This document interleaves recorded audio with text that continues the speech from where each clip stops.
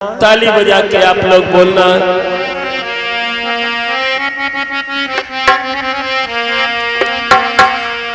अरे पग पग ठोकर खाऊं चला मैं,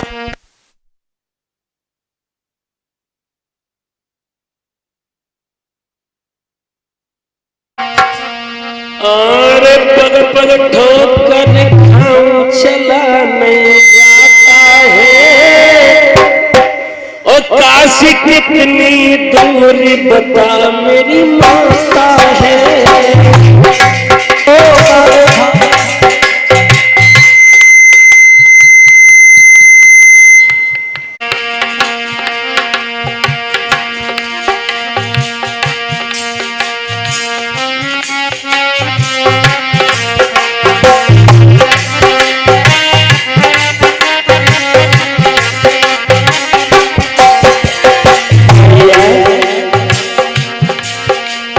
पग पग ठोकर खाऊं चला नहीं जाता है। काशी कितनी दूर बता मेरी माता है। पग ठोकर खाऊं चला नहीं जाता है। काशी कितनी दूर बता मेरी माता है।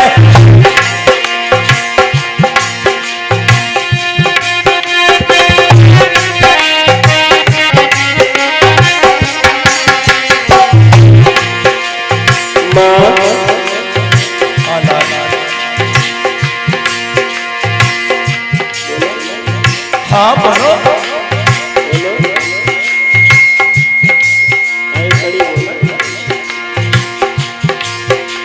क्या कहना चाह रहे लाल?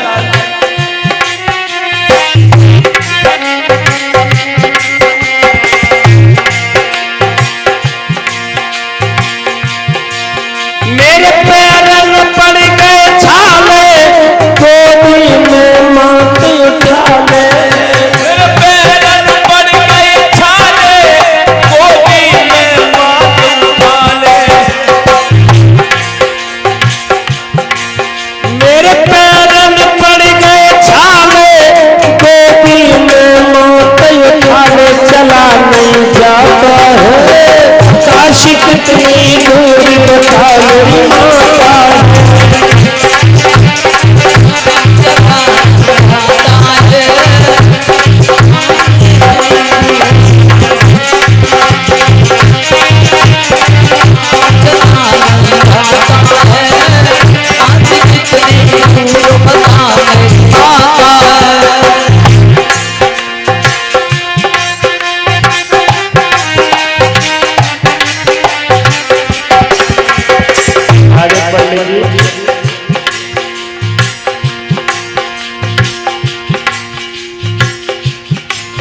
मैं मरा भूख के मारे, माँ भोजन मुझे करा दे। भूख के मारे माँ भोजन मुझे करा दे। ध्यान नहीं देते बिल्कुल।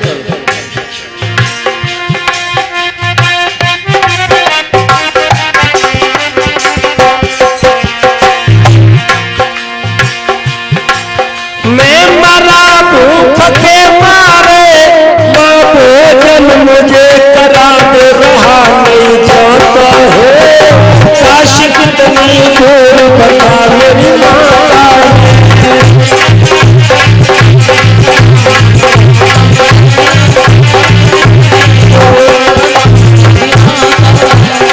पग पग ठोकर खाऊं चला नहीं जाता है।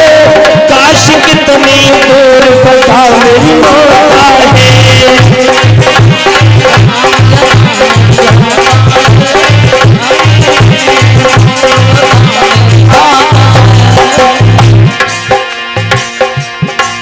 मैं मरा प्यास के मारे, माँ पानी मुझे पिला दे। मरा प्यास के मारे माँ पानी मुझे पिला दे। भैया एक जरा सा पानी मिल जाए तो मेरे चेहरे पर माँ ये कष्ट जो दिखाई दे रहा है ये दूर हो जाए।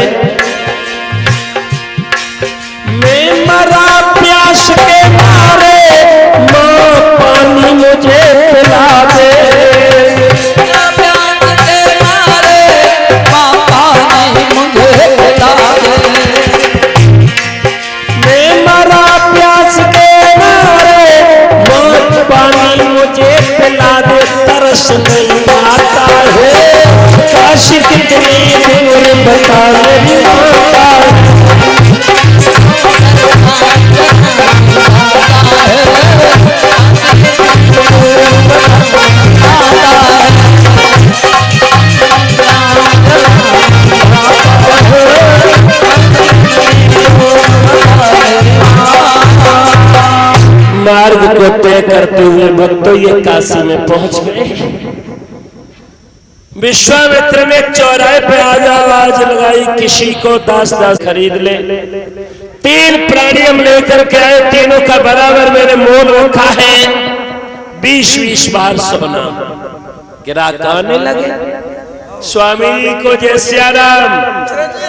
स्वामी जी, इस अट्टे कट्टे की कीमत क्या है?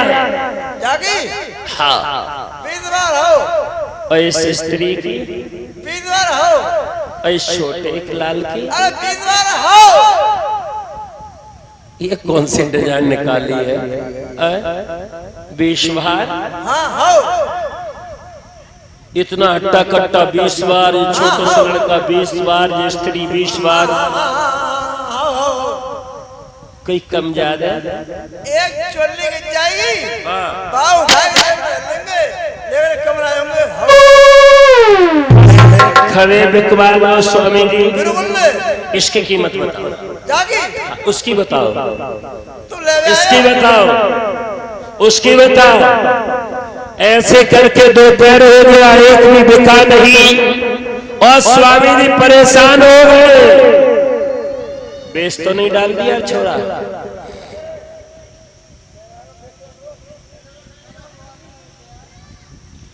अब हुआ ये, 2 पैर हो गया। काली मेहतर हरिश्चंद्र को लेने आया। स्वामी जी क्या हो गया?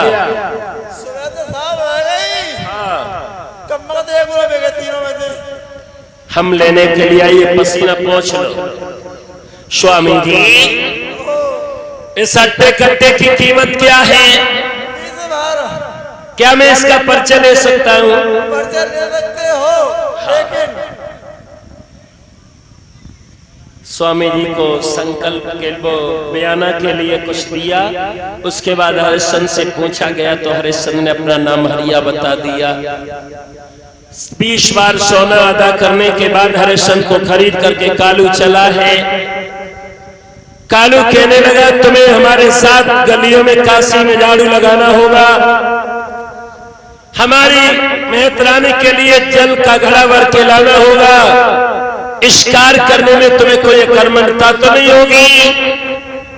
कहने लगा, भगवान नहीं, जाई विद राखे राम उसी विद रहना पड़ेगा, हम कोई अकर्मण्यता नहीं करेंगे। और जो हरिश्चंद्र चले, रानी तारा और रोहतास देखने लगे। रानी तारा हिलकी भर के कहने लगी, श्रीमन आप जा रहे हो? नहीं भगवान। कि क्यों छोड़ के जाते हो, मुख मोड़ के जाते हो, क्यों छोड़ के मुख मोड़ के जाते हो, मोड़ के जाते हो, मोड़ के जाते हो। तारा कहने लगी, ये 40 बार कर्जा किस पर छोड़ रहे हैं भगवान? तेरा ध्यान करूं या कैसे रहूं, क्यों पीठ दिखाते हो, ओ शासन के लाल काए दिल तोड़ के जाते हो, क्यों छोड़ के जाते हो, मुख मोड़ के जाते हो,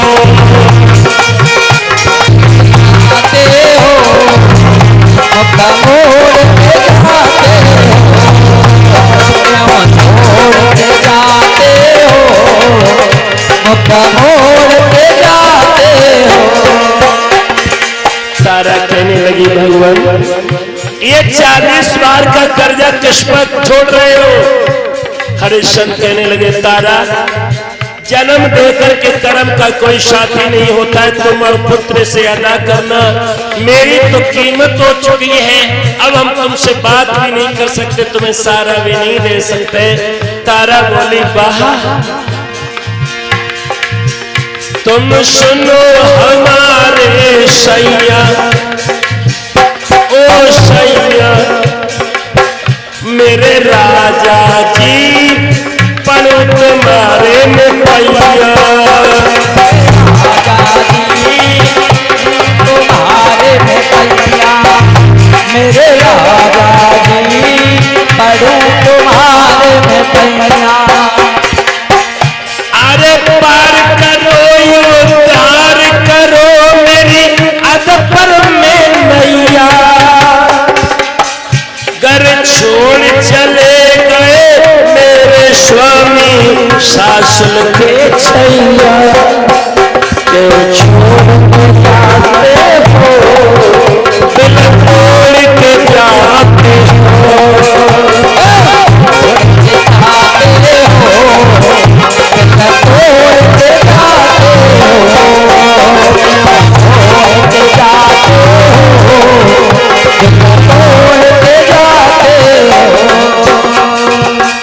रानी कहती रही और रानी को खरीद ले जाते हैं।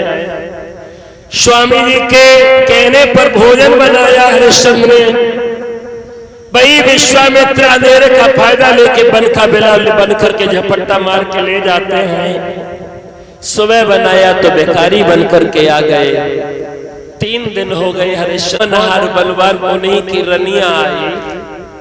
अब जैसे ही आते हुए किसी रास्तागीर को देखा तो हरिश्चंद्र सोचने लगे कोई आ तो रहा है, भला उसका सहारा लेकर के मैं अपने मालिक के घर गला पहुंचा दूंगा। जैसे ही रानी तारा करीब आई, रानी तारा ने हरिश्चंद्र की सूरत को देखा।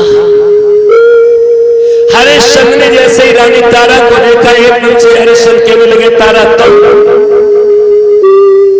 तारा कहने लगी हाँ भगवान मैं हूं, आप यहीं से पानी भरते हो।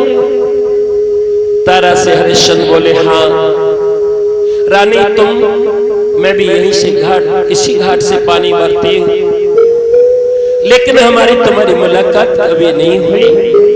क्या क्या हुआ? हरिश्चंद्र कहने लगे मैं सूर्योदय होने से पहले पानी ले जाया करता था। तारा तुम? तारा कहने लगी मैं सूर्य निकलने के बाद आया करती थी। एकदम से कहने लगी तारा श्रीमन तुम्हारे शरीर पर यह हड्डियों का ढांचा नजर आता है, क्या तुम्हें भोजन नहीं मिलता? हरिश्चंद्र कहने लगे हाँ रानी अभी ये हड्डियों का ढांचा नजर आ रहा है, एक दिवस वो भी आएगा हड्डियों का ढांचा भी नहीं रहेगा। तारा कहने लगी श्रीमन ऐसे ना कहो। हरिश्चंद्र कहने लगे रानी बेटा रोहिताश कहाँ है? तारा कहने लगी मेरे ही समीप है, मेरी याद करता होगा।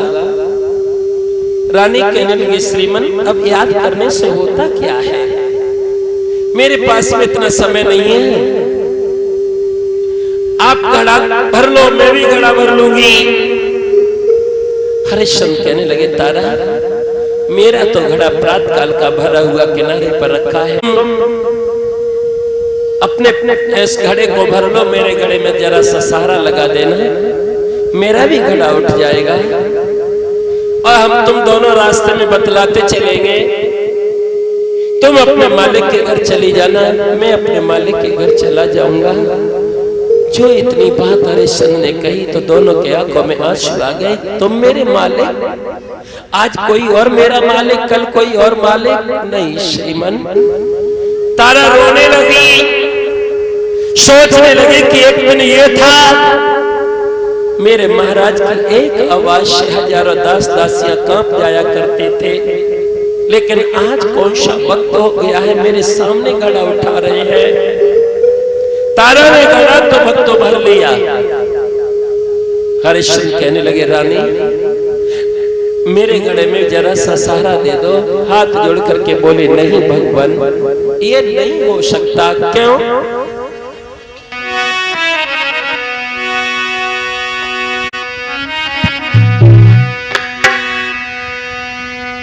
के शैया सोने अर्ज हमारी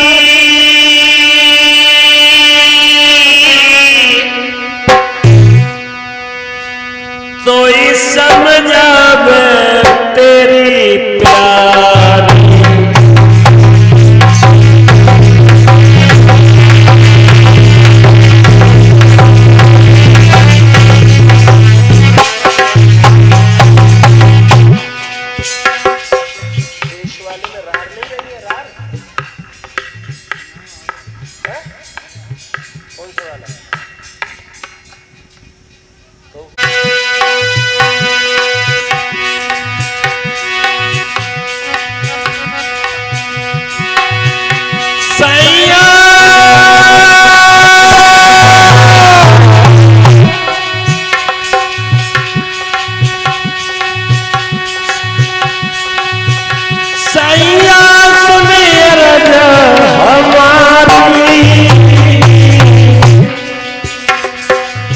शमधान तेरी प्यारी राजा शमे।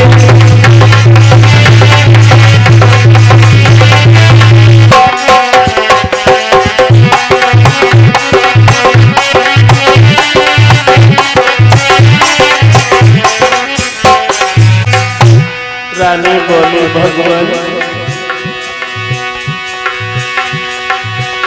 गहरे जल में धस गइयो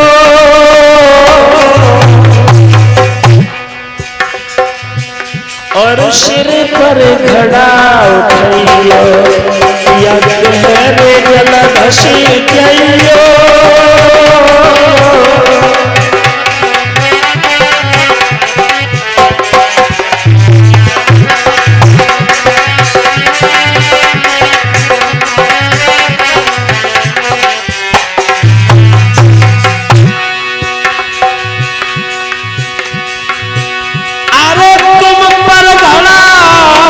सुपचिका श्रीमन और मुँह पर घड़ा प्रकाश तुम पर घड़ा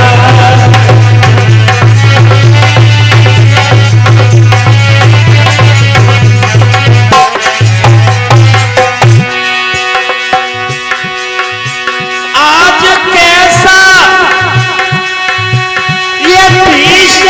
वज्र बड़ा है मेरे प्रीतम में भरा घड़ा है कैसा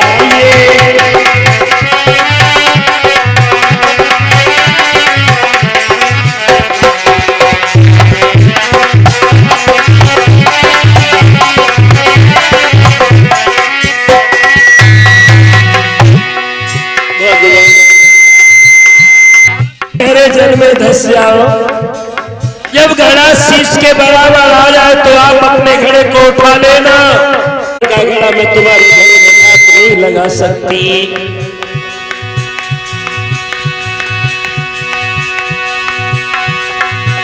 राजा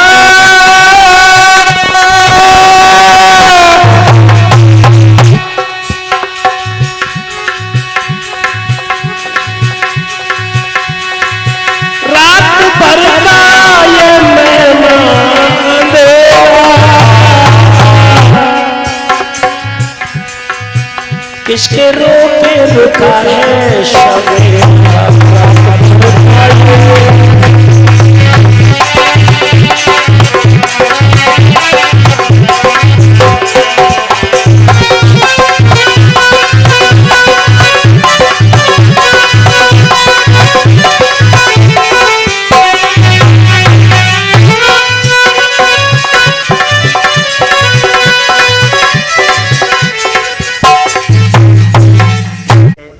थोड़ी दूर चली फिर मुड़ करके देखने लगी महाराज उठाओ। हरिश्चंद्र बेबस हो गए कहने लगे तारा तुम अपने धर्म को निभाओ मैं अपने धर्म को निभाऊंगी। एकदम से तारा कहने लगी श्रीमान आप ही ने तो कहा था कि जन्म देकर के कर्म का कोई साथी नहीं होता है। और चलते चलते हरिश्चंद्र की अर्धांगिनी अपने श्रीमन को समझा रही है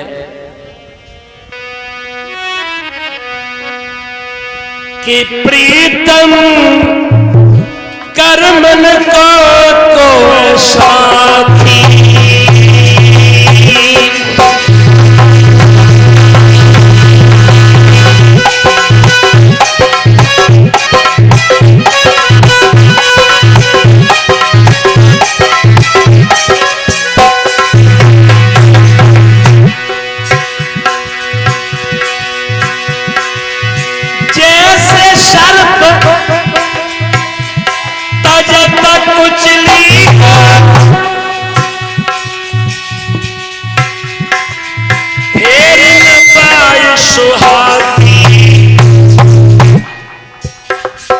राजा एक बार सर्प अपने बदन से कुचली को निकाल देता है फिर कभी उसके समीप से नहीं गुजरता है कोई पास नहीं जाता। जैसे सर्प बजे कुचली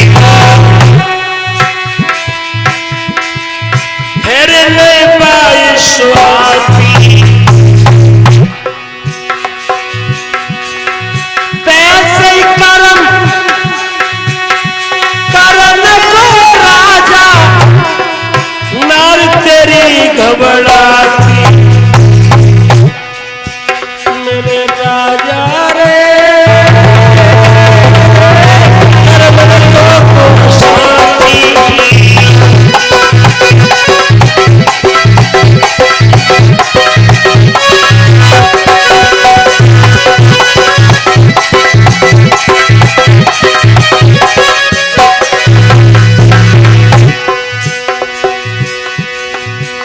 गुर बहादुर सूरत नायक जाती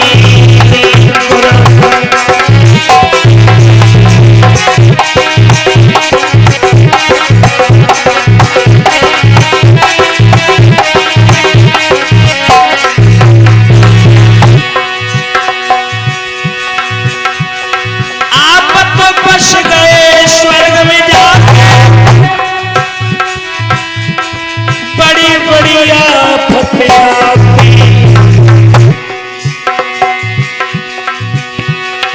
कैसे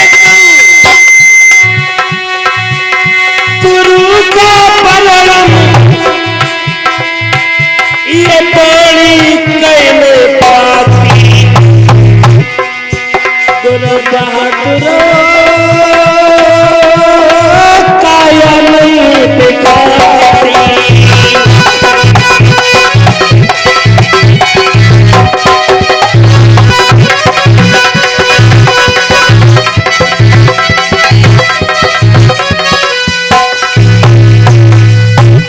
चले हरिश्चंद्र का गला फूट गया। जैसे ही गला फूटा मैत्रानी ने आवाज लगाई, सुनते हो? अरे जिस दास को खरीद के लाए वो तो रोज गला फोड़ता है, इस घड़े भी महंगा पड़ रहा है। कालू में तराई क्यों क्यों रह रिया है, तुझे भोजन नहीं मिलता? ऐसी आवाज कर दी। जो दास था वो कितने दिन सामग्री ले गया? दुकानदार कहने लगा भगवान वो तो 3 दिन सामग्री ले गया, इससे ज्यादा उसने ली नहीं। एकदम से हरिश्चंद्र को कालू ने आकर के गले से लगाया, तूने मेरी निराहार सेवा की, जा से मैं तेरी ड्यूटी बदले दे रहा हूं। एक हाथ में कम्बल, एक काली लाठी, एक कमंडल दिया है और कहा तुम आज से मरघट पे ड्यूटी करोगे। कोई भी लाश जलने के लिए आएगी, बिना कफन के बिना टका के जलने नहीं दोगे। हरिश्चंद्र भक्त तो इधर मरघटिया बन गए। काय गर्मी हो, सर्दी हो, बरसात हो, सेवा कर रहे हैं। लंबी पेट तक काली काली दाढ़ी हो गई, विकराल बाल हो गए, बड़े बड़े नाखून हो गए, चांडाल सी सूरत हो गई है। और इधर काशी में एकादशी के उद्यापन का वक्त आया है। ब्राह्मण ब्राह्मणी के यहाँ जो लड़का था उससे कहा कि तुम बड़ी सी छपरिया कल लेकर के जाना और बड़े बड़े फूल तोड़ करके लाना।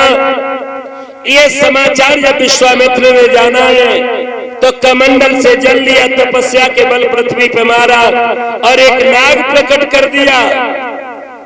नाग से कहा तुम बगिया में जाकर के ऐसे छिपोगे, एक लड़का तोड़ने के लिए तुम्हें आएगा, फूल को समझ करके तोड़ेगा, लेकिन उसको ऐसे डसना है कि वो अपनी जबान से मैया शब्द ना कह पाए। हाय, उधर से फूल बन करके वो नाग चला है, इधर से विश्वामित्र का ही जो परीक्षा लेने का वो रोहितास कुमार चला है। हुआ क्या?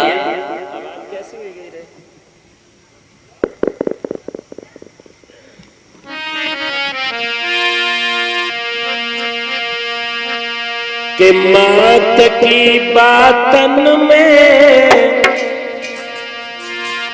ले डलिया हाथन में, चीख बना चीख, कुमार चलो है रोहितास।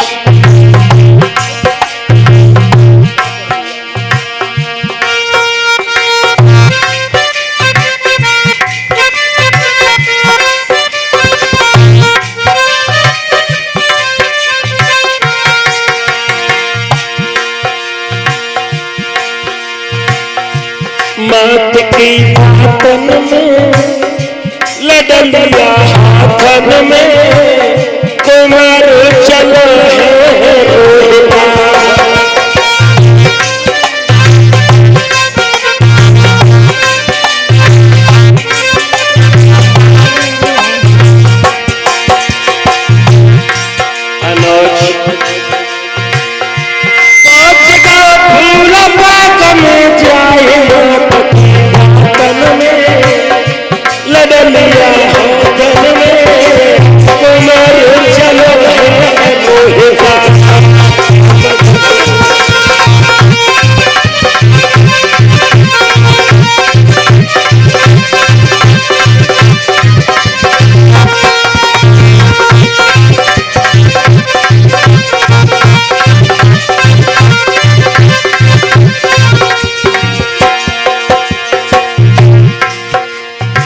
जैसे ही रोहतास बाग में पहुंचे, देखने लगे कि छपरिया में कौन कौन से बड़े बड़े फूल रखले। अरे भगवान, फूल एक खिला हुआ, नागबम छिपा हुआ, फूल एक खिला हुआ, नागबम छिपा हुआ, लीना तुम्हारा को खाए।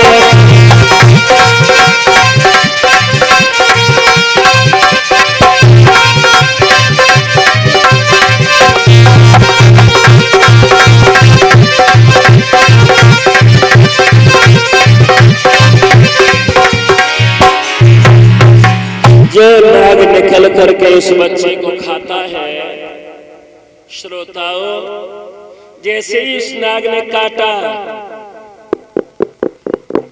जो अंगुरियां लगाई देता, कैसे आंख बढ़ा के बाई कर देता है। हरिश्चंद्र के राजकुमार ने जैसे ही फूल में हाथ लगाया तो ऐसा काटा कि कहां तक अंत में बात बताए, जितना सर्प के शहर का सांप बेटा के उसमें उड़ेल दिया, और जो बेटा के शरीर में उड़ेला, बेटा की आंखों से अंधेरा छा गया। मैया मैया कह करके बेटा चिल्लाता रहा। जैसे ही बेटा बेटा चिल्लाता रहा, मैया मैया, अब माँ हो तो बचाए। सारे बच्चे उस बाग से निकल गए। विश्वामित्र ने जाकर के काशी की गलियों में कह दिया, काशी के लोग, किसी के लाल को उस नाग ने डस लिया है। अरे जिसको डसा वो अपने बेटा की फरियाद ले। आज जैसे ही मैया ने सुना है तो द्वार पे आई। ब्राह्मणी कहने लगी, क्योरी तो ही बड़ी बच्ची वाली आई, तो ही बहुत प्रशंसा किया करती थी।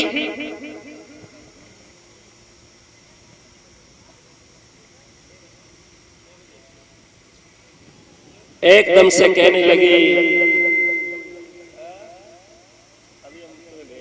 कितना बज गया?